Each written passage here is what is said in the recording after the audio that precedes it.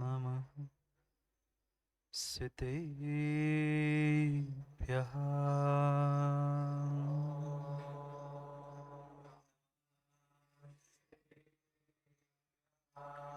श्रीमत्परं गम्भीर स्याद्वाद्मोघलाञ्छनम्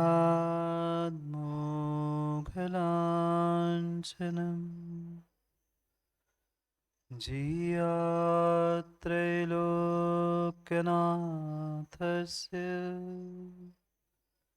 शासनं जिनशासनम्।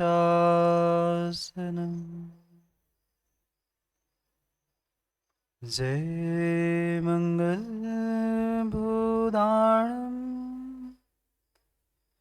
विमलाणं नारदंसनमयारं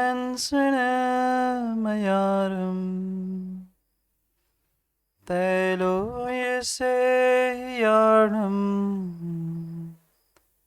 नमोऽस्यासवसीताणम्।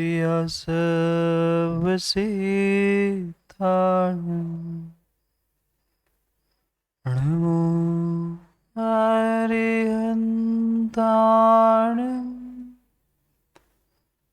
नमो सिद्धाणं नमो आयर्याणं नमो वज्रायाणं नमो लोये सर्वसाहुणम्।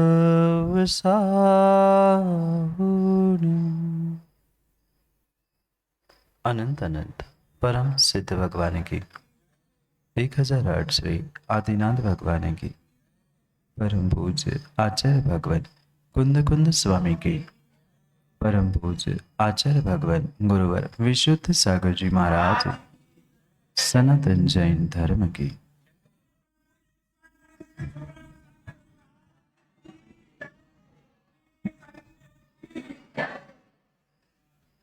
अंतिम तीर्थेश वर्धमान स्वामी के शासन में हम सभी रचते हैं और उनकी यह पावन पीयूष देशना हम सभी के लिए परम उपकारी। अनादिकाल से हमारी आत्मा में जो जन्म जरा और मृत्यु रूपी रोग लगे, उन रोगों का उपशमन करने वाली कोई परम औषधि है तो वह एकमात्र यह जिनवाणी।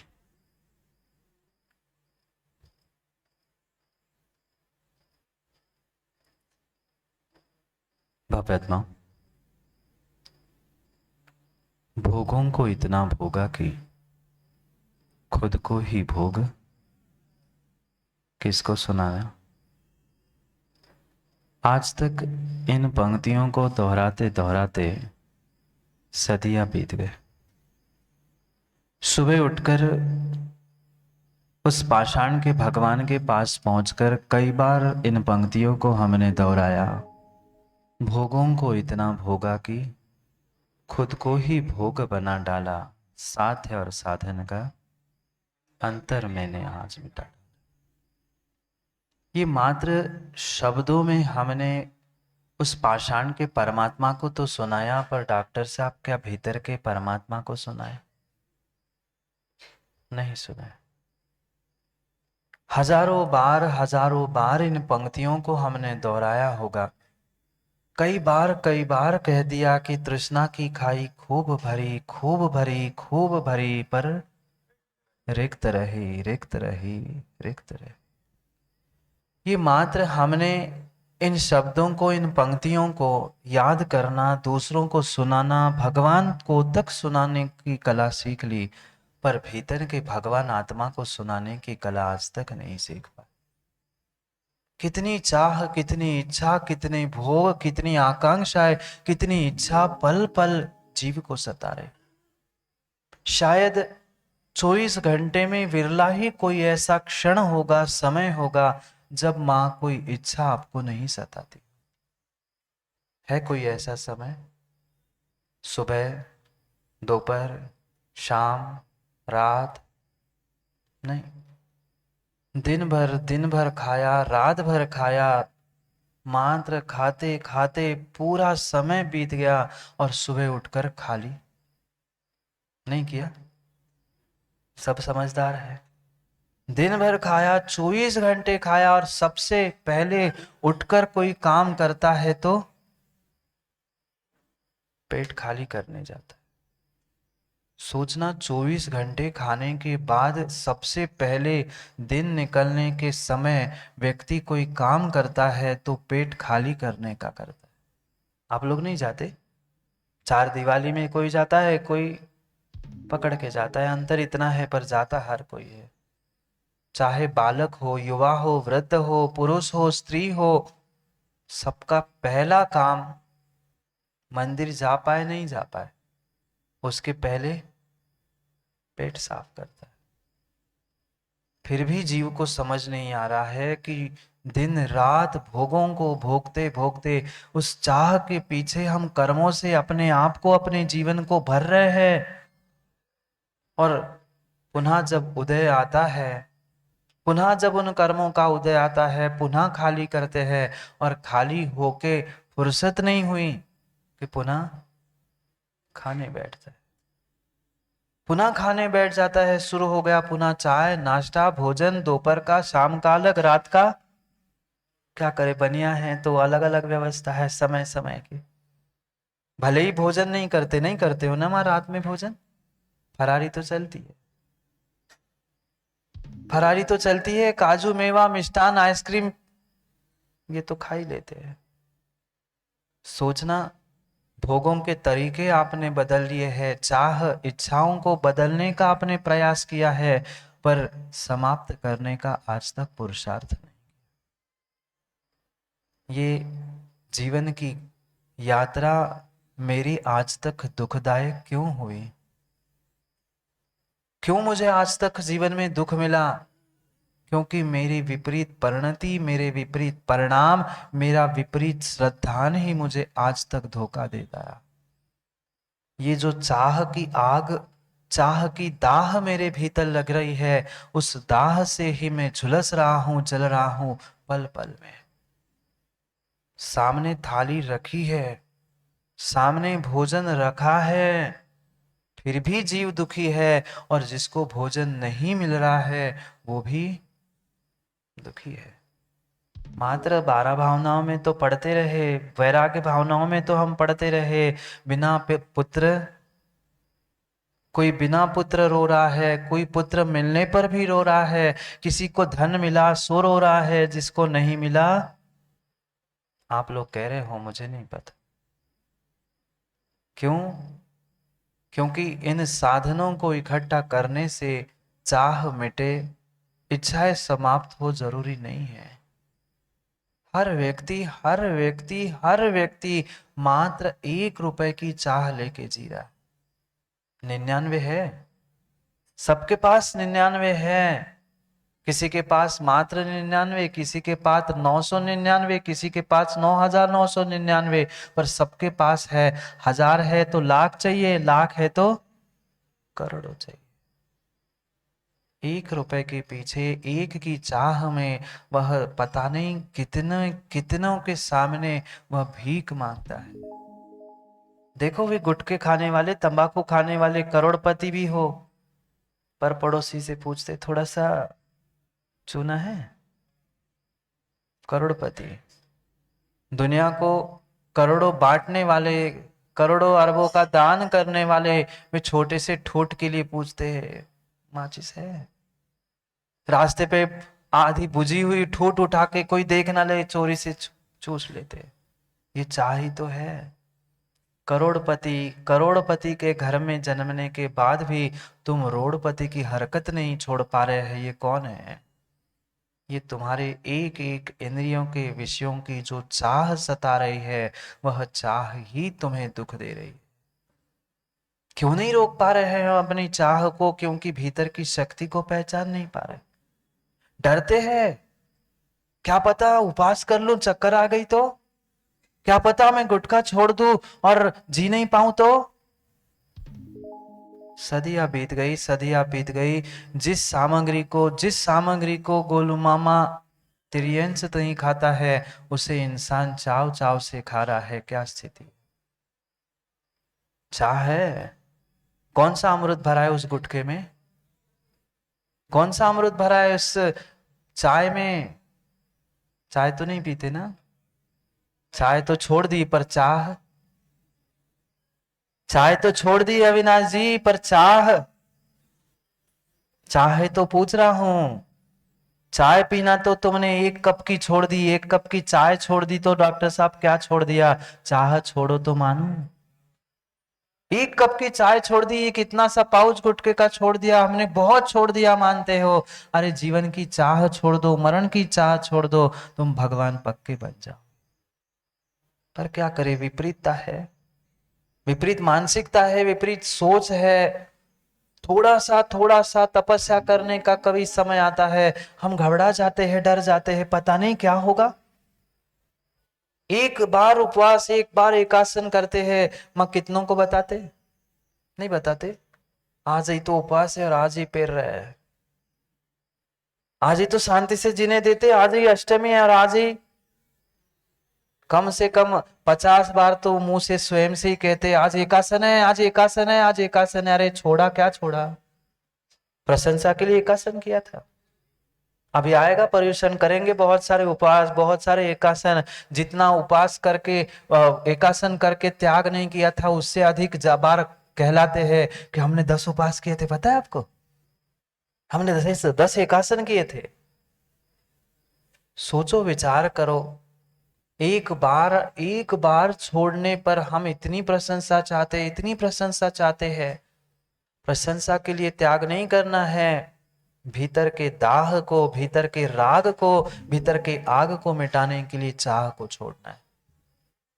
पर क्या करें, हमें अपनी श्रद्धा ही मजबूत नहीं है, हमें अपने शक्ति पर, अपने आप पर ही श्रद्धा नहीं है, अपने आप पर ही विश्वास नहीं। दूसरे पर फिर भी विश्वास हो सकता है, पर अपने आप पर मां विश्वास नहीं है। है? नहीं है। पिता का घर क्यों छोड़ना पड़ा? मां बोलो ना, मौन है क्या? पिता का घर क्यों छोड़ना पड़ा? धक्के दे के भगाया था क्या?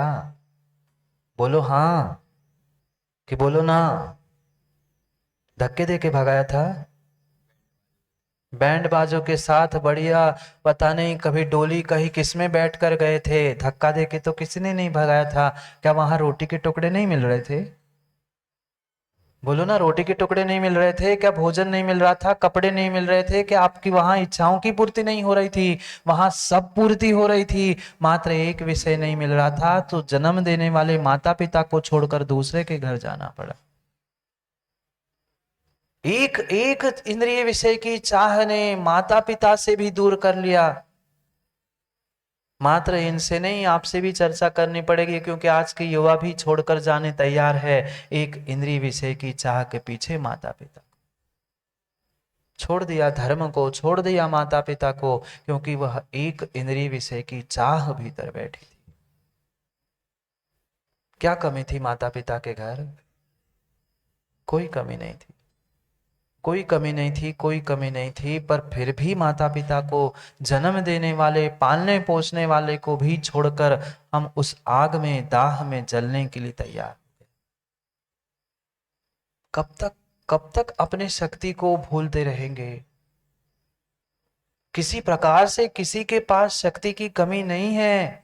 अंतर इतना है, अंतर इतना है कि हम अपनी शक्ति को, अपने आप को पहचान नहीं पा रहे। कितनों को मनाना पड़ता है मां सुबह से शाम तक? नहीं मनाते आप लोग?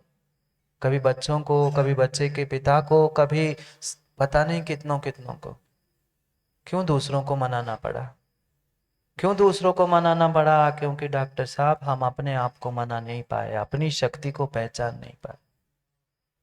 कभी बच्चों को, कभी बच्चे की माँ को, कभी अपनी माँ को, और पता नहीं कभी बेटे के माँ की माँ को भी मनाना।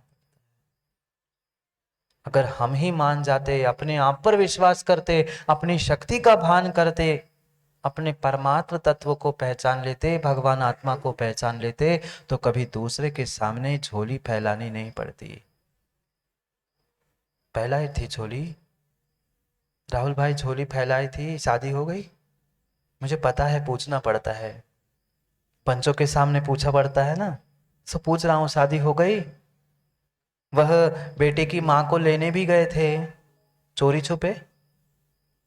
नहीं, भले ही बैंड बाजे के साथ गए थे, पर सोचो तुम्हारे एक चाह के पीछे तुम्हारे माता पिता को भी हाथ जोड़कर दूसरे के घर में जाना पड़ा।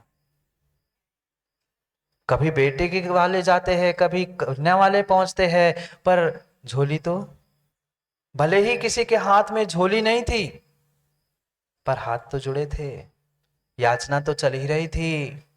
मात्र भिखारी को ही भीख मांगते हुए व्यक्ति देखता है, उसको देखकर कोसता है, अरे अरे ये भीख मांग रहा है, पर सबसे बड़ा भिखारी तो ये विकारी है।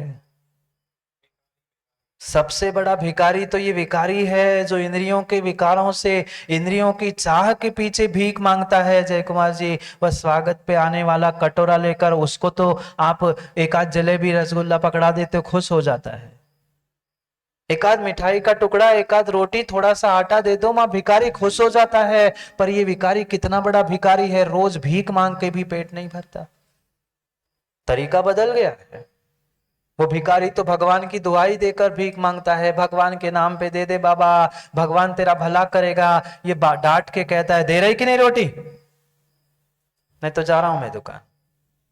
ऐसा नहीं होता ना? आपसे ही पूछ रहा हूं, सोचो विचार करो, सबके तरीके अलग अलग है, पर सब हर हर हर जीव जिसके भीतर चाह है वो भीख ही मांग रहा है। अंतर इतना है, किसी का कटोरा स्टील का है, किसी का चांदी का है, किसी का अदृश्य है, पर कटोरा सबके हाथ में है। जिसके पास चाह है उसके पास कटोरा है। वह चाह का कटोरा इतना इतना इतना बड़ा है, इतना बड़ा है कि सुबह शाम भोजन मिल रहा है, सुबह शाम इंद्रियों की पुष्टि हो रही है, फिर भी तृष्णा नहीं मिट रही, फिर भी चाह नहीं मिट रही।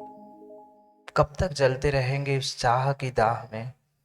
जितने दुख आज तक मिले हैं, विश्वास मानना ये भीतर की चाह के कारण मिल रहे हैं। और जब तुम्हारी चाह मिटेगी तभी तुम सही राह पर पहुंच सकते हो।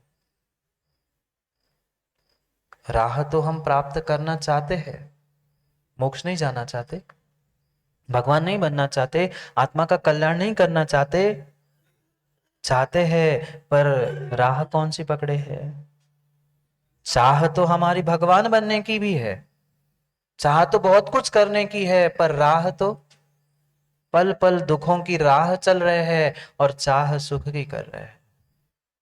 ये मात्र कहने की और दिखाने की बातें है कि हमें भगवान बनना है, हमें सुख सुख अपने जीवन को सुखी करना है, पर तैयारी तो पूरी पूरी तो घर गृहस्थी में, व्यापार में किसकी तैयारी चल रही? स्वर्ग जाने की? मोक्ष की पूछ ही नहीं रहा हूं मैं। स्वर्ग की भी तैयारी नहीं है, तैयारी तो नरक जाने की कर रहे हैं अविनाश भाई, और कह रहे हैं हम तो मोक्ष जाएंगे। ये मोक्ष तत्व का विपरीत श्रद्धान है, ये मोक्ष तत्व का विपरीत श्रद्धान है। जैसे ही कर्म की निर्जरा करने का समय आता है, तपस्या का समय आता है, हम दीनहीन हो जाते हैं, कमर दर्द करती है, पता नहीं कितने सारे शरीर के अंग अंग दर्द करते। कई सारी माताएं आती कहते महाराज जी हमने नियम लिया था, हमारा व्रत था, पर अब शरीर साथ नहीं दे रहा है, छोड़ दूं? छोड़ दो, पक्के में छोड़ दोगे, पक्के में नरक में या निगोद में पुनः टपक जाओ। क्यों नहीं आत्मा की शक्ति को पहचान पा रहे?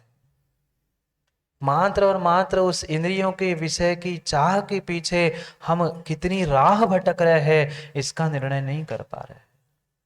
राह भटकाने वाला कोई दूसरा नहीं है, राह से भटकाने वाला कोई दूसरा नहीं है। अगर कोई है तो तुम्हारी भीतर की चाह है। राह अलग नहीं है, राह तो एक ही है। दोनों तरफ अनंतता है, दोनों तरफ अनंतता है। एक तरफ अनंत सुख है, एक तरफ अनंत दुख है। एक तरफ अनंत संसार है और एक तरफ अनंत सिद्ध है। निर्णय हमें करना है, हमें अनंत सुख की ओर जाना है कि अनंत दुख की ओर जाना है। अगर मैंने चाह की, इच्छाओं की, विषयों की, अगर मार्ग को, पथ को पकड़ने का पुरुषार्थ किया तो पक्का है अनंत दुख, अनंत संसार मिलेगा। और वही छोड़कर निशक्ति को प्राप्त करते संवर निर्जरा तत्व को प्राप्त करेंगे तो अनंत सिद्धों की श्रेणी में मोक्ष जाने की संभावना है। पर क्या करें, महाराज का तो काम कहना है, महाराज कहते हैं, आपको क्या जाता है, आपके आगे ना पीछे क्यों रहा। महाराज को क्या काम है, महाराज का तो कहना ही है, महाराज के ना आगे ना पीछे, हमें तो आगे भी देखना है और पीछे भी देखना है, पीछे भी व्यवस्था देखनी है, आगों की भी देखनी है, और जो साथ चल रहे हैं उन सबको देखना। कब तक देखते रहेंगे माँ, कब तक दूसरों की व्यवस्था करते रहेंगे, कब तक दूसरों को मनाते रहोगे। कभी कभी अपने आप को भी मनाकर अपने स्वयं की भी तो व्यवस्था कर लो, अपने आप को भी पहचानने का पुरुषार्थ कर लो। अन्यथा छठे काल में कोई समझाने वाला भी और कोई मार्ग बताने वाला भी मिलने वाला नहीं है, नहीं है मिलने वाला। ये ऐसी चाह है, ऐसी चाह है जो रोकने पर भी नहीं रुकती। खाने के लिए दांत नहीं बचे, खाने के लिए दादाजी के पास दांत नहीं बचे, डॉक्टर ने भी कह दिया कि अब पेट में शक्ति नहीं है पचाने की, चना खाना बंद कर लो, दांत नहीं बचे चबाने के लिए। वो कहता है जी डॉक्टर साहब चना नहीं खाऊंगा पर सतुआ तो घोल के खा सकते। ठीक है मान लिए चना नहीं खाऊं पर सतुआ तो, यही तो चाह है। कम से कम शरीर जवाब दे रहा है, डॉक्टर मना कर रहे, गुरु की नहीं मान रहे हो तो कम से कम डॉक्टर ही की मान लो। शरीर जब जवाब दे चुका है पर फिर भी खाल लटक रही है, मुख में दांत नहीं बचे, आंखों से दिख नहीं रहा है, पड़े पड़े लार टपक रही है, फिर भी खाने की इच्छा जिह्वा पर कंट्रोल नहीं है। नहीं संयमित कर पा रहे हैं, नहीं छोड़ पा रहे हैं अपने आप को। क्यों? क्योंकि भीतर की वह दाह सता रही है चाह की। इतनी अनंत शक्ति मेरे भीतर थी कि एक दिन क्या, 4 दिन क्या, 6 दिन, महीने महीने के उपवास भी कर लूं तो भी जीवित रह सकता हूं। आश्चर्यचकित होकर देखना मत, ऐसे भी वर्तमान में साधु है जो महीनों महीनों के उपवास कर रहे हैं, महीनों महीनों के, वर्षों वर्षों के उपवास कर रहे हैं। वे सेनेस्क्रीडी जैसे उत्कृष्ट व्रत को करने वाले भी निर्ग्रंथ मुनिराज इस धरा पर है। कहां से आई शक्ति? कहां से आई शक्ति? कोई भगवान उन्हें शक्ति दे रहा था? नहीं, ये तप से निर्जरा करने की शक्ति मेरे ही भीतर है। मेरे ही भीतर की उस शक्ति को पहचानने की आवश्यकता है। हम अपनी शक्ति पहचान नहीं पा रहे हैं, इसलिए भ्रमित है।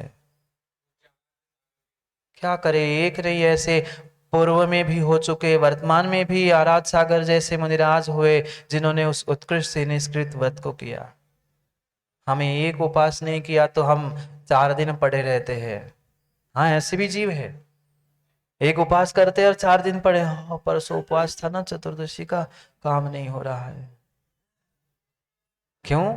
क्योंकि कमजोरी हमारी आत्मा की थी, कमजोरी हमने अपनी आत्मा की मानी थी। ना आत्मा में कमजोरी थी, ना हमारे भीतर कोई कमजोरी थी। ये कमजोर, अपने आप को कमजोर मानना, यही सबसे बड़ी कमजोरी थी।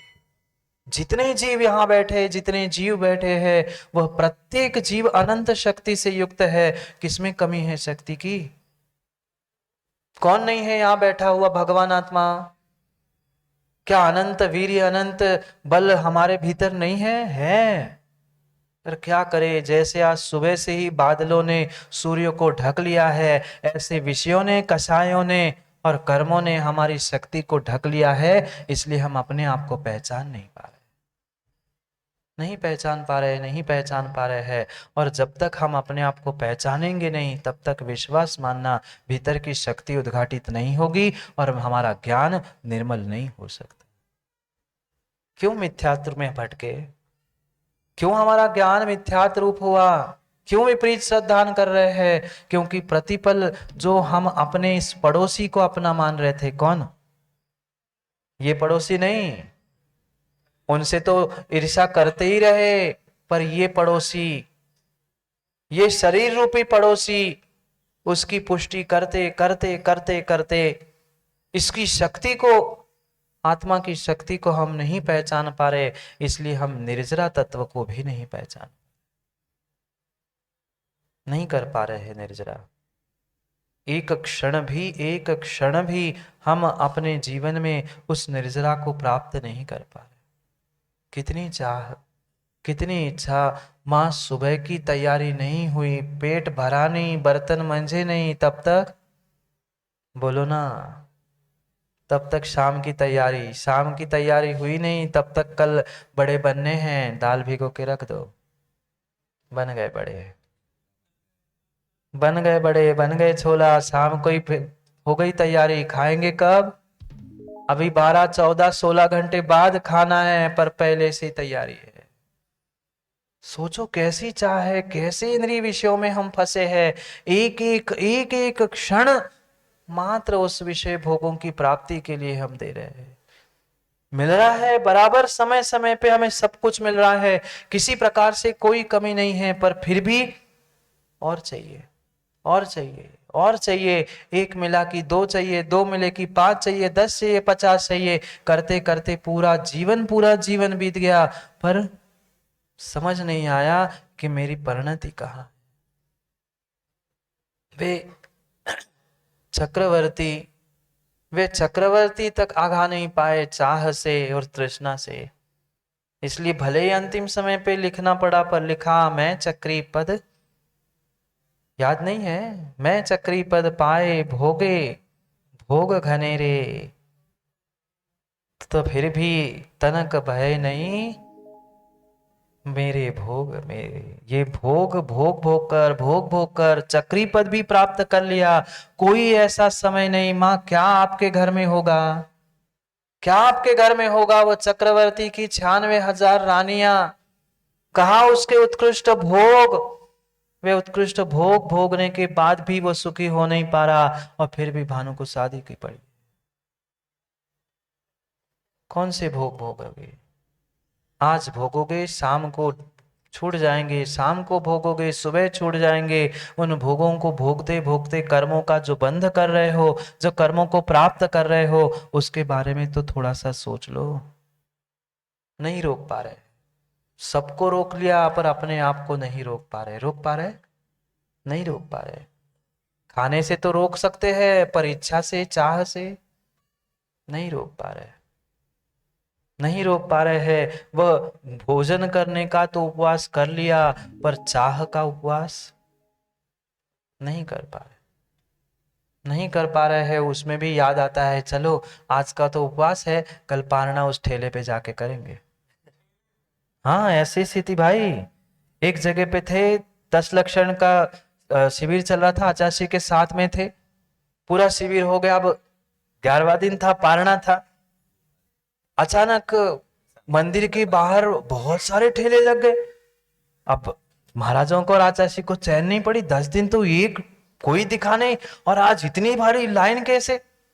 महाराज ने धीरे से, आचार्य ने धीरे से पूछ ही लिया बच्चों से, ये क्या है? वो कह रहे महाराज जी 10 दिन का पालना है ना, सो इसलिए ठेले लगे, पालना भी करना है तो ठेले पे कर रहे। वो उस गज स्नान जैसी स्थिति हो गई, निर्जरा क्यों नहीं हुई? गज स्नान जैसी स्थिति हो गई। यहां तो 10 दिन उपवास कर लिया, एकासन कर लिया, सब त्याग कर लिया, और 11वें दिन पालना कहां कर रहे भाई साहब?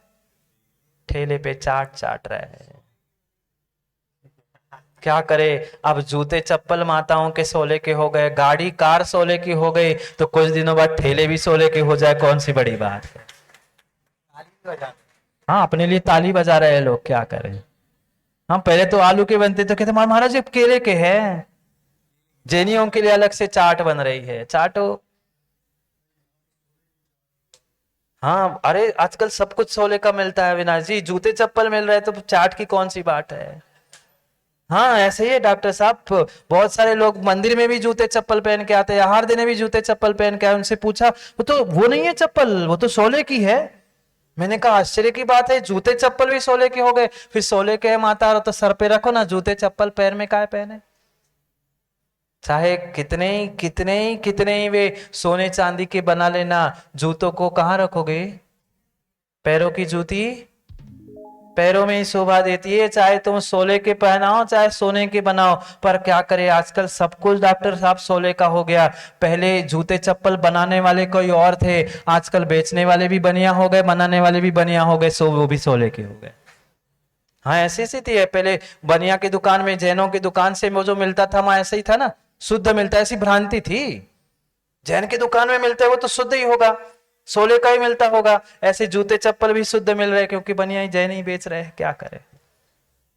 नहीं हो सकता, नहीं हो सकता। सोचो विचार करो, जो जहां है वो वही शोभा देता है। जिसकी जैसी मर्यादा है उसको वैसे ही मर्यादा में रखोगे तो ही राजीव काम होगा, अन्यथा काम होने वाला नहीं है। पर जीव नहीं समझ पाता, उन भोगों के पीछे एक कंकड़ लग जाए तो भाई परमात्मा के पास पहुंचना था। तुम्हें तो परिपूर्ण रूप से कोई कोई ऐसा साधन साथ में नहीं लाना चाहिए था जो तुम्हारे भोगों की इच्छाओं की पूर्ति करने के लिए था। बढ़िया जूते चप्पल, बढ़िया गाड़ी, बढ़िया कार। हमने तो ऐसा दृश्य देखा, बता दूं क्या। हंसना नहीं, बता ही देता हूं। एक दृश्य देखा, यहां तक तो हमने अभी तक देखा था कि ठीक है जूते चप्पल सोले के थे, कपड़े गाड़ी जो सोले की थी। हमने तो एक व्यक्ति को देखा, बढ़िया जूते चप्पल पहने थे, गाड़ी पे बैठे, टू व्हीलर पे, गाड़ी भी सोले की, सोले के धोती दुपट्टे पहने हैं। वह जूते चप्पल गाड़ी तो सोले की समझ में आई थी, पर घर वाली भी सोले की थी। उतरे, अभिषेक किया और दोनों मिलके घर चले गए। हाँ सत्य घटना है, नगर का नाम नहीं बता रहा हूं, पर सत्य घटना हमने देखी। अब घर ही सोले का हो गया तो घर वाली तो वैसे ही सोले की हो गई। क्यों आश्चर्य कम हो रहे हैं, क्यों विपरीतताएं दिख रही है। ये तुम्हारी विपरीत परिणति ही वर्तमान में ये भगवान और मंदिरों के अतिशय कम कर रही है। क्यों साधुओं के स्वास्थ्य बिगड़ रहे हैं। माँ आपकी थोड़ी सी अशुद्धि उन साधुओं के, उन्होंने सब कुछ छोड़ लिया, कम से कम साधुओं को ही बख्श लो। वो भगवान को तो कुछ बिगड़ने वाला नहीं है, कम से कम शुद्धि का ध्यान रखते हुए शुद्धि के वस्त्रों के साथ ही मुनिराजों को आहार दे देना। नहीं तो 2 किलोमीटर से आए गाड़ी पे टें टें हॉर्न बजाते हुए और उतरे, मन शुद्धि वचन शुद्धि। अब काय की शुद्धि, काय की शुद्धि। महाराज हम तो इसलिए तो कहते हैं महाराज जी, मन शुद्धि वचन शुद्धि, काय की शुद्धि ले लो, काय की शुद्धि। ऐसी स्थिति है, पक्का है डॉक्टर साहब। आज अगर किसी मुनिराज का स्वास्थ्य बिगड़ रहा है, कहीं ना कहीं वह श्रावकों की अशुद्धि है, चाहे भावों की हो चाहे द्रव्य की हो। ठीक है, कर्म का उदय तो अपनी जगह है, पर निमित्त तो बन रहे हैं। ये सोच समझकर विचार करके काम करो। अपने भोगों के पीछे जिन्होंने भोगों को छोड़ा है उनको दुख भोगने के लिए निमित्त मत बनो। अपने भोगों के पीछे जिन्होंने भोगों को छोड़ दिया है उनको दुख भोगने के लिए निमित्त मत बनो। नहीं है शक्ति, अनुमोद ना करो। नहीं है उतना चलने की शक्ति, जहां आहार देना है, जहां अभिषेक करना है वहां जाकर शुद्धि के वस्त्र पहनो, वहां आहार दो। नहीं देना है, अनुमोद ना कर लो, पुण्य मिलेगा। वह अगर अशुद्धि के साथ अगर दान दोगे, अभिषेक करोगे तो कुभोग भूमि में जाकर वह आधे तिर्यंश आधे मनुष्य जैसे बनोगे। जानते हो, कुभोग भूमि, भोग नहीं, भोग भूमि में तो भोग भोगते भोगते भोगते भोगते असंख्यात वर्ष बिता दिए, फिर भी भोग भोगते भोगते भोगों की तृप्ति नहीं हुई। और वो कुभोग भूमि ऐसी है, कुभोग भूमि ऐसी है, लंबे लंबे कान, एक कान बिछाओ दूसरा कान ओढ़ लो, आधा तिर्यंश आधा मनुष्य, ऐसी पर्याय मिलेगी। जाना है ना माताओं, फिर ध्यान रखना। भोगों के पीछे दूसरों को दुख भोगने के लिए प्रवृत्त मत करो। हमारी समझदारी, हमारा विवेक, हमारा ज्ञान हमारे पास होना चाहिए। पर क्या करें, ये विपरीत श्रद्धा, विपरीत ज्ञान और विपरीतता ही मुझे अनादि से दुख दे रही है। नहीं संभल पा रहे हैं हम अपने आप को, रोक नहीं पा रहे हैं, रोक नहीं पा रहे हैं। जितना जितना जितना हम प्रवृत्त होंगे भोगों से, उतनी उतनी कर्मों की निर्जरा होगी। इसलिए तो आचार्य भगवंतों ने कहा है, इच्छा निरोधो तपः, इच्छा का निरोध करना ही तप है। माँ मात्र उपवास करना, एकासन करना, रस त्याग करना, इतना ही मात्र तप नहीं है। पल पल में जो भीतर इच्छाएं सता रही है, चाह सता रही है, उस चाह को, उस इच्छा को कंट्रोल कर लेना, ये सबसे बड़ी तपस्या है। नहीं दिख सकती किसी को, उपवास एकासन ये तो तपस्या दिख सकती है, पर भीतर की चाह को रोक रहे हो तो तुमने कर्मों के आश्रव बंध को रोकते हुए निर्जरा करने का पुरुषार्थ किया है, ये पक्का मान ला। पर क्या करे, तपस्या तो कर ली, पर श्रद्धान तपस्या पे नहीं था। उसमें भी हमें कष्ट दिख रहा था, उसमें भी हमें पीड़ा दिख रही थी, उसमें भी हमें दुख दिख रहा था, और इसी कारण से हम तत्व, निर्जरा तत्व को भी प्राप्त नहीं कर पाए, नहीं कर पाए। और निर्जरा नहीं है तो कभी मोक्ष भी नहीं है, नहीं है। निर्जरा के अभाव में मोक्ष होना संभव नहीं है। और जब तक ये सातों तत्वों पर हमारा सम्यक श्रद्धान नहीं है, तब तक कभी भी हम अग्रहित मिथ्यात से बाहर आने वाले नहीं है। सबसे बड़ा शत्रु है इस संसार में, मेरा, मेरे आत्मा का सबसे बड़ा शत्रु जो मुझे दुख दे रहा है, उसका नाम है मिथ्यात। और वह मिथ्यात ही मुझे तत्वों पर, अपने आप पर श्रद्धान और विश्वास करने से विमुख कर रहा है। जिस क्षण, जिस समय मुझे अपने आप पर, अपने अनंत शक्ति पर विश्वास हो जाएगा कि नहीं, मैं भी भगवान बन सकता हूं, मैं भी निर्ग्रंथ बन सकता हूं, मैं भी बहुत कुछ कर सकता हूं, विश्वास मानना, उस दिन से तुम्हारा श्रद्धान बदल जाएगा, उस दिन से तुम्हारा जीवन भी बदल जाएगा।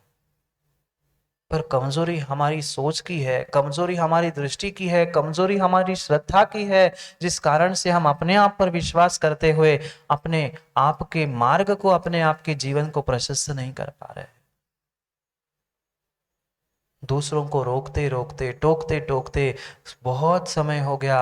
अब अपने आप को, अपने चाह को रोकने का प्रयास करो ना। नहीं कर पाते, नहीं कर पाते। हम देव शास्त्र गुरु के पास भी पहुंचते हैं, वहां भी इंद्रियों के भोग भोगने की प्रवृत्ति है।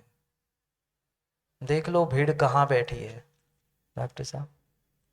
जहां पंखे लगे हैं वहां खचाखच भरा है, और जहां खाली है वहां खाली है। देख लो, एक बार मुड़ के देख लो, वहां ऐसे वैसे घुसे पड़े हैं, पर वहां पंखे है, सो हवा लग रही, सो कोई बात नहीं, और यहाँ खाली पड़ा है।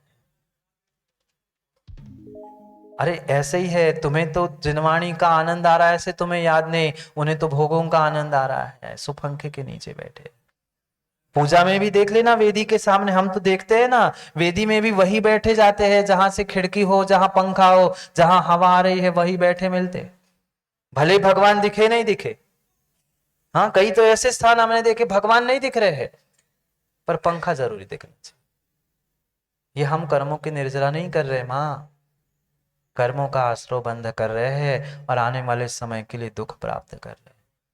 चंद मिनट के लिए, चंद घंटों के लिए, चंद समय के लिए हम भोग नहीं छोड़ पा रहे हैं, तो हमारा धर्मात्मा बनने का क्या मतलब। घंटों घंटों अविनाश भाई पूजा कर लेना, घंटों घंटों मेम साहब यहाँ से वहां विहार करा लेना, पर तत्वों का यथार्थ अगर श्रद्धान नहीं है, तो तुम्हारी ये पूजा पाठ सब व्यर्थ है। तुम्हारा घंटों का स्वाध्याय पंडित जी व्यर्थ है, अगर तुम्हारी तत्वों पर सम्यक श्रद्धा नहीं है। अगर कोई दिखाने के लिए भी स्वाध्याय कर रहा है, दिखाने के लिए पूजा कर रहा है, तो यह धर्मात्मा पाने का लक्षण नहीं है, ये मात्र धार्मिक होने का लक्षण है। धार्मिक हो पर धर्मात्मा नहीं हो। धर्मात्मा को श्रद्धान होता है, धर्मात्मा भोगों से दूर होने का प्रयास करता है। सच्चा सम्यक दृष्टि जीव प्रतिपल तड़पता है, कब मैं इन भोगों से छूटूं, कब मैं इन भोगों से छूटूं, कब चारित्र को धारण करो। और हम भी तो तड़पते महाराज, कब हमें भोग मिल जाए, कब आप छोड़ो, और कब हम घर जाके रोटी सेक ले। छोड़ तो दो आप, फिर बताए। हम भी तड़पते महाराज, हम कहा नहीं तड़पते। हम भोगों को प्राप्त करने के लिए तड़पते हैं, और वो भोगों को छोड़ने के लिए, निर्जरा और मोक्ष को प्राप्त करने के लिए सम्यक दृष्टि तड़पता है। कैसी हमारी दृष्टि और कैसी हमारी सोच हो चुकी है। वो चक्रवर्ती भी भोग भोगते भोगते भोगते भोगते मरता है, पता है आप लोगों को। चक्रवर्ती भी अगर भोग भोगते ही मरता है तो नियम से नियम से नियम से नरक ही जाता है। वो तो चक्रवर्ती जाता है महाराज जी, हम थोड़ी जाएंगे, क्यों? वो तो बहुत भोग भोगता है, उसकी 96,000 रानी है इसलिए जाना है। वो 96,000 नहीं, वो तो 96,000 को भोगता है इसलिए वो 7वें में जाता है। तुम्हारा तो कोई ठिकाना नहीं, तुम एक की नहीं, एक होने पर भी 96 की चाह रखते हो, इसलिए तुम भी वही जाओगे। महामत्स्य और तंदुल मत्स्य की कथा तो कई बार सुनी होगी। खाने वाला महामत्स्य तो जा ही रहा है, भोगने वाला तो वह जा ही रहा है, पर उसके वह कान में फंसा हुआ तंडुल मत्स्य जो एक अंश भी मांस नहीं खा पा रहा है, किसी मछली किसी कीड़े को भी खाने की जिसकी शक्ति नहीं है, मात्र कान का मल खा के जीने वाला वह टंडुल मत्स्य कहता है मैं इसको खा लेता, मैं उसको खा लेता, ये कैसा पागल है 6 महीने तक सोता है। उसकी चाह ही उसे 7वें नरक ले जा रही है। वो तो चक्री भोग भोग भोग भोगते हुए तो जा ही रहा है, पर तुम नहीं, मैं नहीं कह रहा हूं कहीं जाओ, पर आप अपनी परीक्षा कर लो कि आपकी स्थिति क्या होगी। आपकी परिणति जैसी होगी, जैसे आपके परिणाम होंगे, जैसी आपकी चाह होगी, जैसी आपकी इच्छा होगी, वैसा ही आने वाले समय में आपका काम होगा। मात्र कहने से, भगवान के सामने दोहराने से काम नहीं होगा। तृष्णा की खाई, बोलो ना, तृष्णा की खाई खूब भरी पर रिक्त रही सो रिक्त रही। इस संसार में दो ऐसे गड्ढे हैं, दो ऐसे गड्ढे हैं जो आज तक कभी भर नहीं पाए। संसार में दो ऐसे गड्ढे हैं जो आज तक नहीं भर पाए। एक शमशान का गड्ढा है, कोई ना कोई प्रतिपल मरता है और कोई ना कोई इस गड्ढे में जाता ही जाता है। और दूसरा अगर कोई गड्ढा है तो ये तृष्णा का गड्ढा है, चाह का गड्ढा है, इच्छा का गड्ढा है। ऐसा है, रोज भरता है, रोज भरता है, और रोज सुबह जाकर जैसे पेट खाली होता है वैसे ही वो भी खाली होता है। कब तक भोगों के कीड़े बन के जियोगे? कब तक भिखारी बनकर जियोगे? कभी तो अपनी अपनी शक्ति को पहचानो, अपने ज्ञान का, अपने दर्शन का, अपने चारित्र का, अपने बल का श्रद्धान विश्वास करते हुए आगे बढ़ने का पुरुषार्थ कर लो। ये समझाने से नहीं आएगा समझ में, समझ में तभी आएगा जब हम स्वयं श्रद्धान करके अपने आप पर विश्वास करते हुए आगे बढ़ने का प्रयास करें।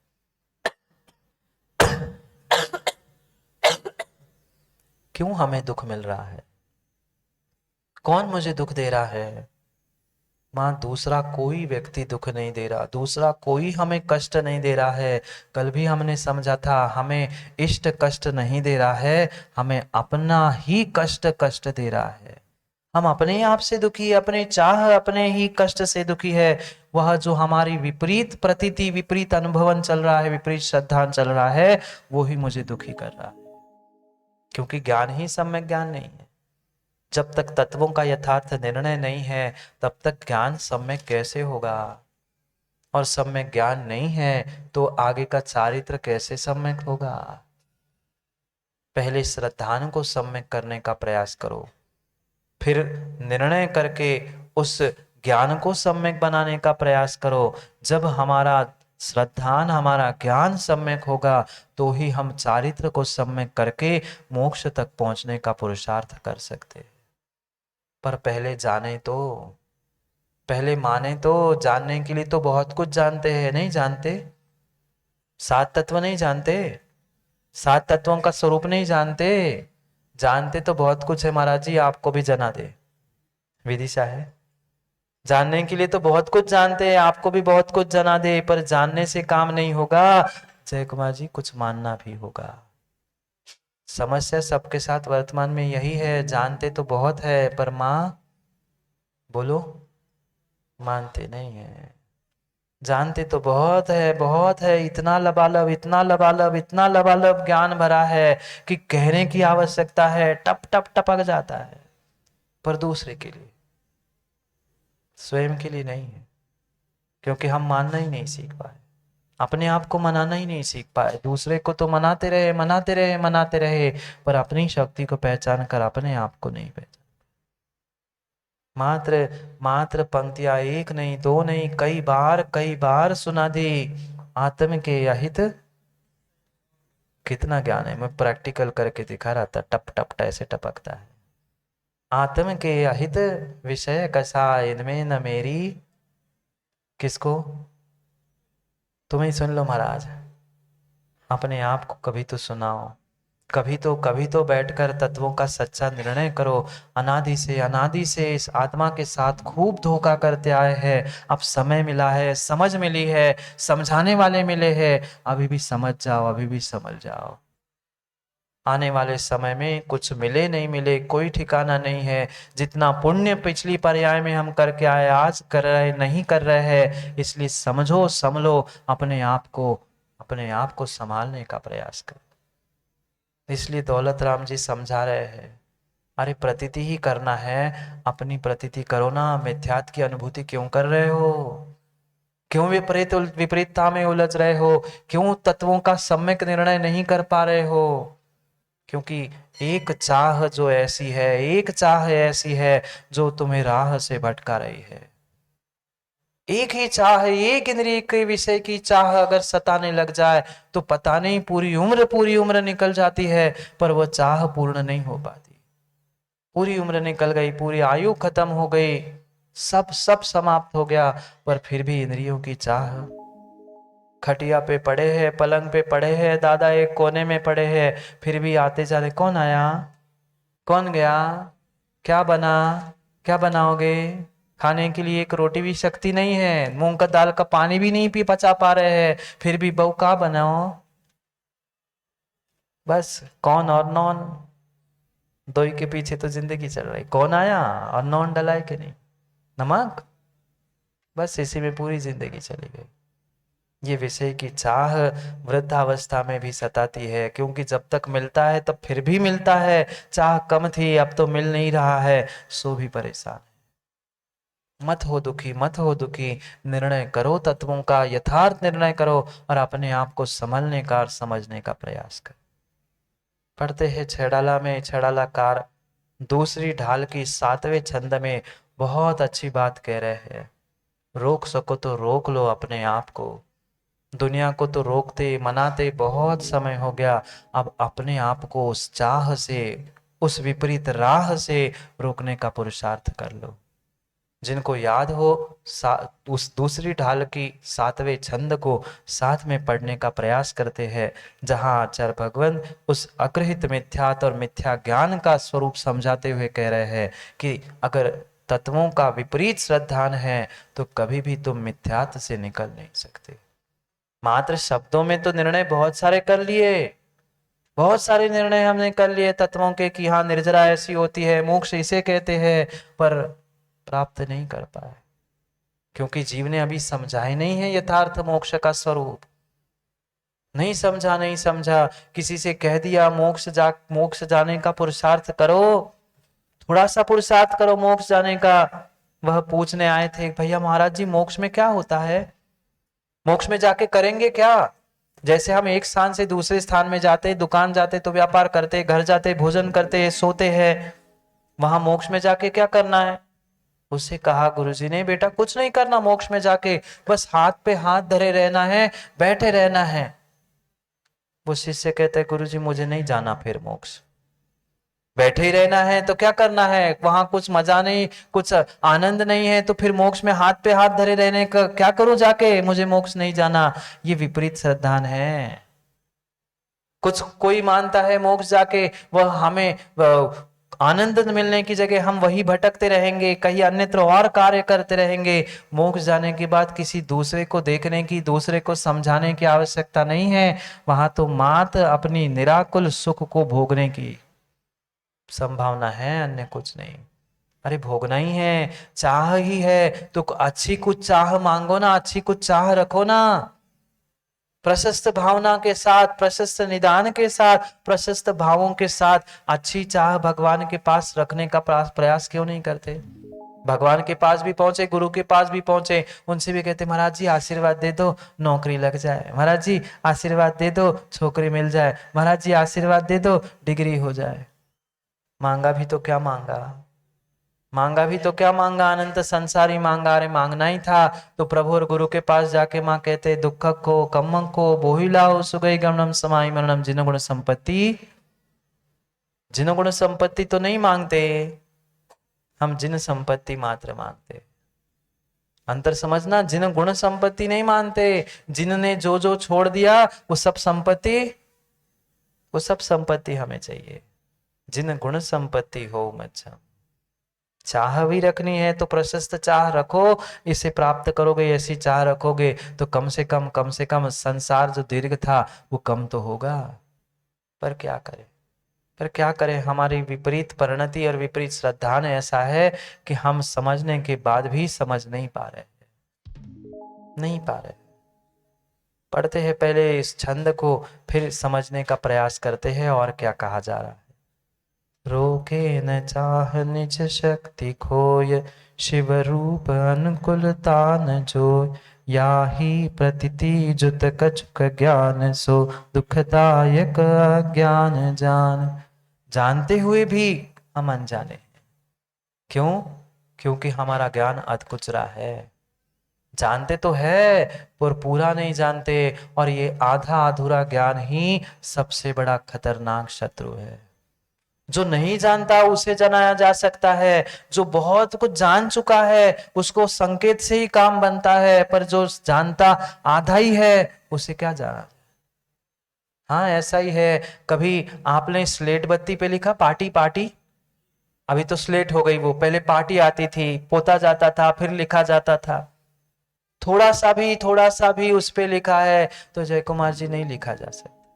पूरी स्लेट पूरी पार्टी खाली है तो उस पे बहुत अच्छे से लिखा जाता है, और पूरी मची है तो भी साफ किया जाता है। अब ना पूरी पार्टी मची है, ना पूरी साफ है, ना हम पूरे समझदार है, ना पूरे ना समझ है, अध कुछ रहे है, ना घर के ना। बहुत बढ़िया आप ही लोगों ने कहा, मैं तो कुछ कहता ही नहीं। मैं तो शुरुआत करता हूं पूरी तो आप ही करते हो, ना घर के ना कहीं के नहीं बचे, कहीं के नहीं बचे। इतना इतना अधूरा हमारा ये दुखदायक ज्ञान है। या ही प्रतीति जो कछुक ज्ञान, जो तनक मनक सो ज्ञान करके अपने आप को ज्ञानी मानने लगे, अपने आप को बहुत विद्वान पंडित मानने लगे, उसके कारण से तो भ्रम चल रहा है। स्वयं भी भ्रमित है और संसार को भी भ्रमित कर रहे हैं।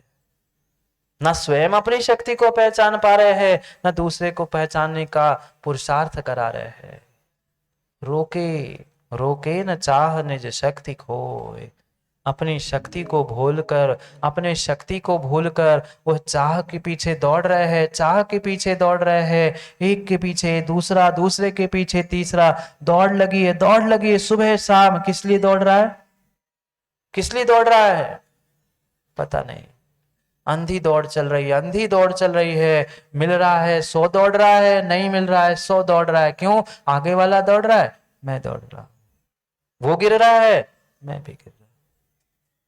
रोके न चाह निज पद खो, निज शक्ति खोए।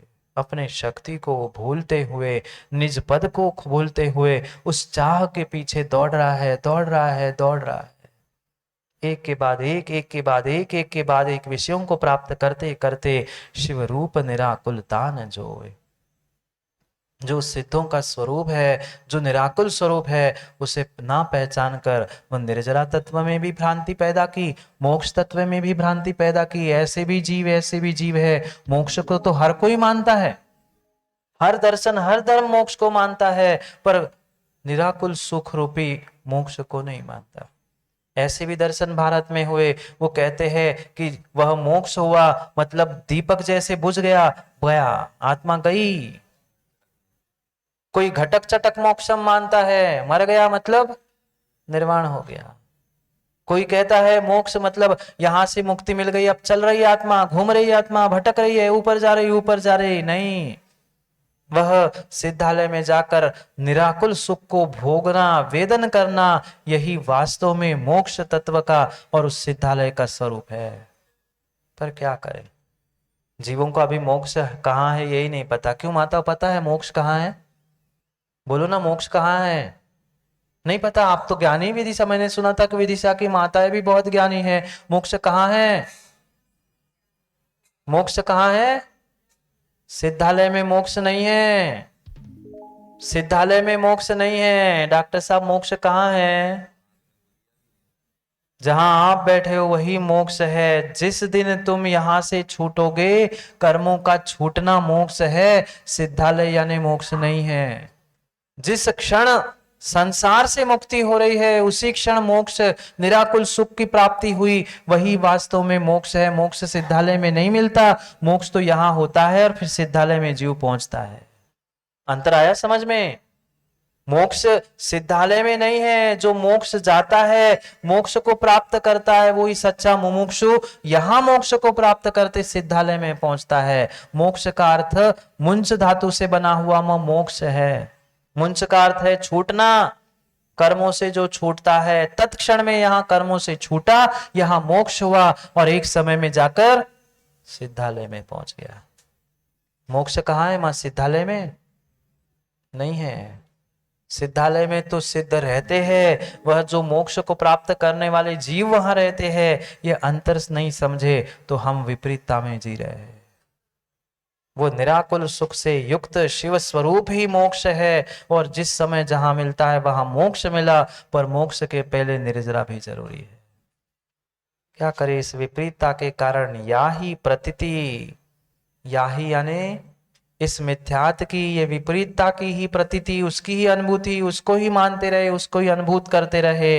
इसलिए कछुक ज्ञान, कितना ज्ञान है? कितना ज्ञान है? आधा चुटकी भर भी ज्ञान नहीं है, पर ऐसा ज्ञान बिखेरते, ऐसा ज्ञान बिखेरते कि हमारे जैसा ज्ञानी कोई संसार में है ही नहीं। ये कछुक ज्ञान, थोड़ा सा ज्ञान ही, अधकुचरा ज्ञान ही हमें दुखदायक है। सो दुखदायक अज्ञान जान, ये आधा अधूरा ज्ञान मां दुखदायक अज्ञान ही है। कुछ नहीं है वो श्रेष्ठ है, पूर्ण है वो भी श्रेष्ठ है, पर अधगर घगरी छलक जाए। देखो छलक गई, अधगर घगरी छलक जाए, आधी घगरी छलकती ही है, लबालब भरी हुई भी नहीं छलकती और खाली भी नहीं छलकती। इसलिए जो आधे है उसे पूरा करने का प्रयास करो, और जो खाली है उसका भी पूरा करने का प्रयास करो। समय हो गया है भोगों के भोगने का, रोटी बनाने का। कितना ही कहो मानोगे थोड़ी। यहाँ 1 घंटा भले ही अच्छा लगता है, पर घर जाके वही के वही। ऐसा ही है, ऐसा ही है। यहाँ तो बस 1 घंटे के लिए महाराज अच्छा लगता है, पुनः तो आपका आपको अर्पण, आप ला क्या लागे मेरा, आप कहो, हम तो सुन रहे हैं, बढ़िया, बहुत अच्छा बहुत अच्छा। परिणति नहीं सुधार पा रहे। ये खतरनाक है, ये सबसे बड़ा खतरनाक शत्रु। अज्ञान जितना खतरनाक नहीं, अज्ञान जितना दुखदायक नहीं है, ये अधकुचरा आधा ज्ञान खतरनाक है। इससे बचो।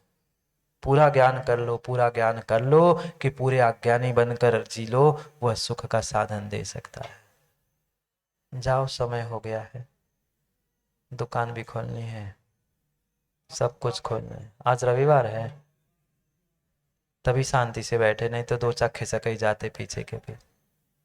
हाँ, चाहे इधर से खिसके हो चाहे शरीर से खिसके हो, खिसक तो जाते ही कोई ना कोई। वे खिसके, इसके पहले हम ही खिसक जाए, नहीं तो और कोई खिसके। समय हो गया है, समझे। श्रद्धा को खिसकने से बचाओ, अपनी गति को अधोगति की ओर खिसकने से बचाओ, अपने आप को दुर्गति से खिसकने से बचाओ। अन्यथा आने वाले समय में पुनः समझ मिले, समय मिले, कोई ठिकाना नहीं। जो ये 7 तत्व बताए हैं उसका यथार्थ निर्णय करते हुए, यथार्थ निर्णय करते हुए अपने आप को संभलने का, समझने का प्रयास करें। क्योंकि जीव अजीव, आश्रव, बंध, संवर, निर्जरा और मोक्ष, इन 7 तत्वों का सम्यक निर्णय नहीं है तो कभी भी मिथ्या ज्ञान से बाहर आने वाले नहीं। और हमारा मिथ्या ज्ञान सम्यक नहीं होगा तो कभी भी कभी भी कभी भी हम जीवन में अपना कल्याण नहीं कर सकते। करना है कल्याण माताओं, करना है कल्याण, दूसरों का नहीं। नहीं तो हमारा कल्याण करने पहुंचे, मतलब कल्याण के 2 अर्थ होते ना, पूरा ही कल्याण कर दिया कि कल्याण कर दिया। इसलिए सोचो, अपना स्वयं का आत्म कल्याण करना है, हित की बातों को समझना है, तो समय पर समय की बात को पुनः समय पर समझने के लिए समय पे मिलते हैं, क्योंकि समय पे किया गया काम समय को दिलाता है। बोली भगवान महावीर स्वामी की।